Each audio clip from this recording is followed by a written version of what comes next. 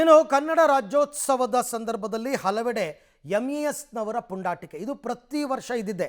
ಅವರು ಬೆಳಗಾವಿ ಭಾಗದಲ್ಲಿ ಕರಾಳ ದಿನಾಚರಣೆ ಅಂತ ಆಚರಣೆ ಮಾಡ್ತಾರೆ ನವೆಂಬರ್ 1ಕ್ಕೆ.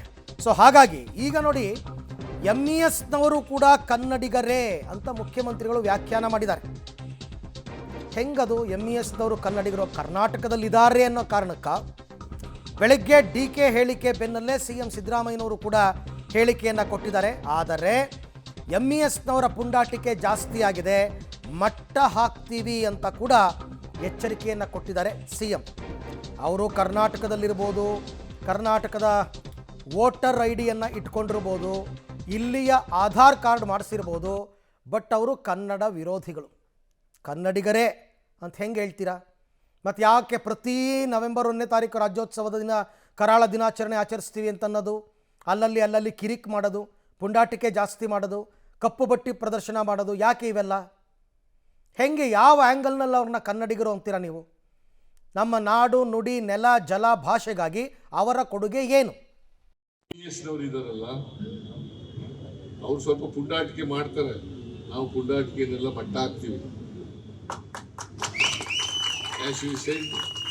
ಎಂಇಎಸ್ನವರು ಕೂಡ ಕನ್ನಡಿಗರೇ. ಈಗ ನೋಡಿ, ವಾಟಾಳ್ ನಾಗರಾಜ್ ಕಾಲದಲ್ಲಿ ಇದ್ರು ಅಂತ ಕಾಣಿಸುತ್ತೆ. ನಾನು MLA ಆದಮೇಲೆ 83ರಿಂದ MLA ಆದಮೇಲೆ 5 ಜನ ಎಂಇಎಸ್ನವ್ರು ಗೆದ್ದು ಬಂದಿದ್ರು. ಈಗ ಜೀರೋ. ಅಷ್ಟರ ಮಟ್ಟಿಗೆ ಕರ್ನಾಟಕ ಕನ್ನಡದಲ್ಲಿ ಅಭಿವೃದ್ಧಿಯನ್ನು ಮಾಡಿದೆ ಅಂತಕ್ಕಂಥ ಮಾತುಗಳನ್ನು ಹೇಳಲಿಕ್ಕೆ ಬಯಸ್ತಾ ಇದ್ದಾರೆ. ಬಟ್ ಯಾವುದೇ ಪುಂಡಾಟಿಕೆ ಗಡಿ ಭಾಗದಲ್ಲಿ ಇರ್ತಕ್ಕಂಥ ಕನ್ನಡ ಶಾಲೆಗಳು ಅದಕ್ಕೆ ಏನ್ ಬೇಕು ಸಹಾಯ ಏನ್ ಮಾಡಬೇಕು ಅದನ್ನ ಮಾಡ್ತೇವೆ ಅಂತಕ್ಕಂಥ ಮಾತು. ಬೆಳಗಾವಿಯಲ್ಲಿ ಎಂಇಎಸ್ನವರು ಪ್ರತಿಭಟನೆ ಸರ್, ಅವ್ರ ಜೊತೆ ಪೊಲೀಸ್ ಅವ್ರ ಪ್ರತಿಭಟನೆಗೆ ರಕ್ಷಣೆ ಕೊಡ್ತಾರೆ. ನನಗೆ ಇನ್ನ ಮಾಹಿತಿ ಇಲ್ಲ, ಹೋಮ್ ಮಿನಿಸ್ಟರ್ಗೆ ಹೆಚ್ಚಿಗೆ ಮಾಹಿತಿ ಇರ್ತದೆ, ಅದು ಕೊಡ್ತದೆ.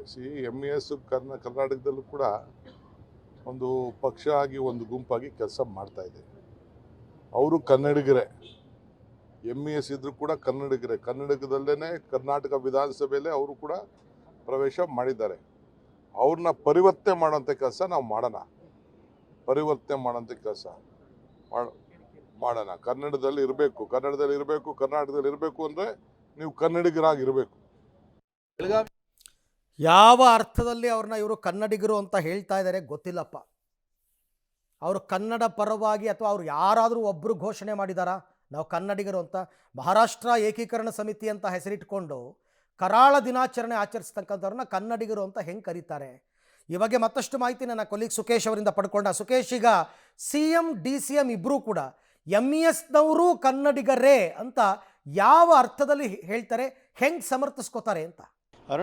ಅರವಿಂದ್ ಅವ್ರು ಹೇಳ್ತಾ ಇರುವಂಥದ್ದು, ಕರ್ನಾಟಕದಲ್ಲಿ ವಾಸ ಮಾಡುವ ಪ್ರತಿಯೊಬ್ಬರು ಕನ್ನಡಿಗರೇ ಅನ್ನುವಂಥದ್ದು ಒಂದು ಮಾತನ್ನು ಹೇಳ್ತಾರೆ. ಇಲ್ಲಿನ ನೆಲ ಜಲ ಗಾಳಿಯನ್ನು ಸೇವಿಸುವ ಪ್ರತಿಯೊಬ್ಬರು ಕೂಡ ಕನ್ನಡಿಗರೇ ಅನ್ನೋ ಮಾತನ್ನು ಕೂಡ ಮುಖ್ಯಮಂತ್ರಿಗಳು ಹೇಳಿದರೆ. ಹಾಗೆ ಎಂಇಎಸ್ ಸಂಘಟನೆಯಲ್ಲಿ ಗುರುತಿಸಿಕೊಂಡಿದ್ರು ಕೂಡ ಬೆಳಗಾವಿಯಲ್ಲಿದ್ದರೆ, ನಮ್ಮ ರಾಜ್ಯದ ವ್ಯಾಪ್ತಿಯಲ್ಲಿದ್ದರೆ ನಮ್ಮ ರಾಜ್ಯದವರೇ ಆಗಿರ್ತಾರೆ ಮತ್ತು ರಾಜ್ಯದಲ್ಲಿ ಇದ್ದ ಮೇಲೆ ಅವರೆಲ್ಲರೂ ಕೂಡ ಕನ್ನಡಿಗರೇ ಅನ್ನುವಂಥದ್ದು. ಆದರೆ ಅವರು ಕನ್ನಡ ವಿರೋಧಿ ಚಟುವಟಿಕೆಗಳನ್ನು ಮಾಡಿದರೆ ಸಹಜವಾಗಿ ಅವರು ನಾಡದ್ರೋಹಿಗಳಾಗಿರ್ತಾರೆ, ಭಾಷಾದ್ರೋಹಿಗಳಾಗಿರ್ತಾರೆ, ಕನ್ನಡ ದ್ರೋಹಿಗಳಾಗಿರ್ತಾರೆ. ಅದ್ರ ಬಗ್ಗೆ ಯಾವುದೇ ಅನುಮಾನ ಇಲ್ಲ. ಆದರೆ DCM ಅವರು ಹೇಳಿದಂಥದ್ದು ಅಥವಾ CM ಅವರಿಗೆ ಹೇಳ್ತಾ ಇರುವಂಥದ್ದು, ಎಂಇಎಸ್ನವರು ಕರ್ನಾಟಕದಲ್ಲೇ ಇದ್ದು ಕನ್ನಡಿಗರೇ ಆಗಿದ್ದು ಎಂಇಎಸ್ನಲ್ಲಿ ಗುರುತಿಸಿಕೊಳ್ಳುವಂಥವ್ರು, ಅಂಥವ್ರನ್ನ ಮಟ್ಟ ಹಾಕಬೇಕು ಅಥವಾ ಹಾಕ್ತೀವಿ ಅನ್ನುವಂಥ ಮಾತನ್ನು ಹೇಳ್ತಾರೆ. ಆದರೆ ರಾಜ್ಯದಲ್ಲಿ ಇದ್ದ ಮೇಲೆ ಅವರೆಲ್ಲರೂ ಕೂಡ ಕನ್ನಡಿಗರು, ಎಂಇಎಸ್ನಲ್ಲಿ ಗುರುತಿಸ್ಕೊಂಡ್ರು ಕನ್ನಡಿಗರೇ. ಆದರೆ ಅವರ ಚಟುವಟಿಕೆಗಳು ಬೇರೆ ಇರ್ಬೋದು ಅಥವಾ ಆ ಚಟುವಟಿಕೆಗಳು ನಾಡದ್ರೋಹದ ಕೆಲಸವನ್ನು ಮಾಡ್ತಾ ಇರ್ಬೋದು, ಆದರೆ ಅವರು ಕೂಡ ಕನ್ನಡಿಗರಿದ್ದಾರೆ ಅನ್ನುವಂಥ ರೀತಿಯ ಒಂದು ಮಾತಲ್ಲಿ ಅವರು ಹೇಳಿರುವಂಥದ್ದು. Arvind, right, thank you Sukhesh, ತಮ್ಮೆಲ್ಲ ಮಾಹಿತಿಗೆ ಧನ್ಯವಾದ. ಕರ್ನಾಟಕದಲ್ಲಿರೋರು ಎಲ್ಲರೂ ಕನ್ನಡಿಗರೇ ಅನ್ನುವ ಲೆಕ್ಕಾಚಾರ ಅಷ್ಟು ವಿಶಾಲ ಹೃದಯ ನಿಮಗಳಿಗಿರಬಹುದು, ಬಟ್ ಅವ್ರುಗಳಿಗಿರಬೇಕಲ್ಲ ಆ ಹೃದಯ ವೈಶಾಲ್ಯತೆ. ಇಲ್ಲೇ ಇದ್ಕೊಂಡು ಭಾಷೆ ವಿರುದ್ಧ ಮಸಲತ್ತು ಮಾಡ್ತಾರೆ, ಇಲ್ಲೇ ಇದ್ಕೊಂಡು ಭಾಷಾ ವಿರೋಧಿ ಚಟುವಟಿಕೆಗಳನ್ನ ಮಾಡ್ತಾರೆ. ಅವ್ರನ್ನ ಹೆಂಗೆ ಕನ್ನಡಿಗರು ಅಂತ ಕನ್ಸಿಡರ್ ಮಾಡೋಕ್ಕಾಗುತ್ತೆ? ಅವ್ರ ಆಧಾರ್ ಕಾರ್ಡು ವೋಟರ್ ID ಇದ್ದಾಕ್ಷಣಕ್ಕೆ ಅವರು ಕನ್ನಡಿಗರು ಆಗ್ತಾರಾ? ಒಪ್ಕೋಬೇಕಾ? ನೋಡೋಣಪ್ಪ.